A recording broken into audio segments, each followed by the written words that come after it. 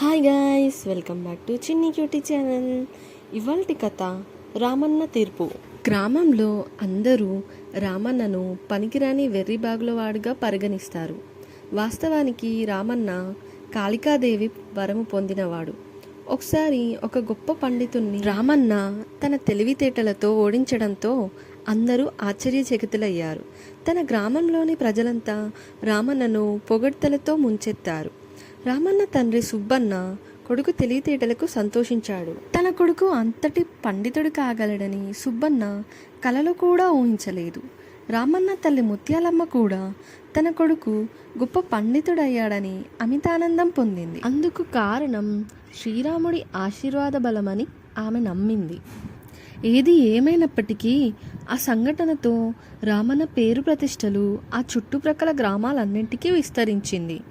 ఆయా గ్రామస్తులు తమలో తమకు గొడవలు మనస్పర్ధలు వచ్చినప్పుడు రామన్న దగ్గరకు వచ్చి వాటిని పరిష్కరించుకుంటున్నారు.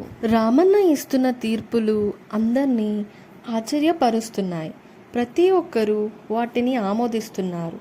రామన్న తన తీర్పులో ఎప్పుడూ పొరపాటు చేయటం జరగలేదు. ఒకసారి రామన్న రాజుగారు ఉంటున్న పట్టణం వెళ్ళాడు. ఆ పట్టణంలో అపరిచిత వ్యక్తులందరినీ ఆశ్చర్యంగా పరిశీలిస్తూ ఉన్నాడు. ఒకచోట నలుగురు వ్యక్తులు కలిసి ఒక పూటకూళ్ళమ్మ ఇంట్లోకి ప్రవేశించడం రామన్న చూశాడు. రామన్న చూస్తూ ఉండగానే ఆ నలుగురు ఆ పూటకూళ్ళమ్మ యజమానురాలితో, అమ్మా, 2-3 రోజులు మేము ఇక్కడే ఉంటాం. దయచేసి ఈ పెట్టెను మీ దగ్గర ఉంచండి. మేమందరం కలిసి వచ్చినప్పుడు మాత్రమే ఈ సంచిని మాకు తిరిగి ఇవ్వండి.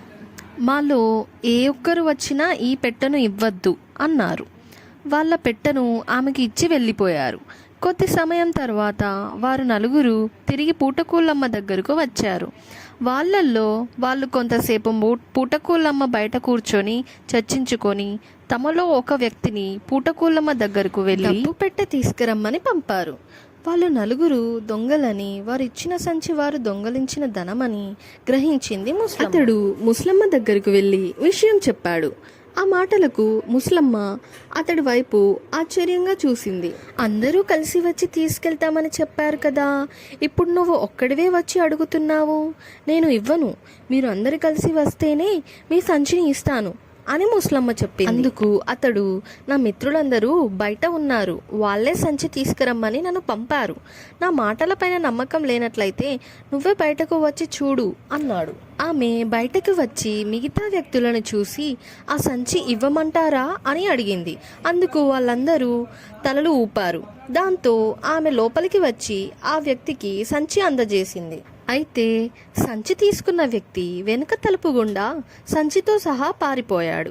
చాలాసేపు ఎదురు చూసి తమ మిత్రుడు ఎంతకీ రాకపోవటంతో వాళ్ళే పూటకూళ్ళమ్మ లోపలికి వెళ్ళారు. అయితే అక్కడ తమ మిత్రుడు కనబడకపోవటంతో ముసలమ్మని తమ డబ్బు సంచి ఇవ్వమని అడిగారు.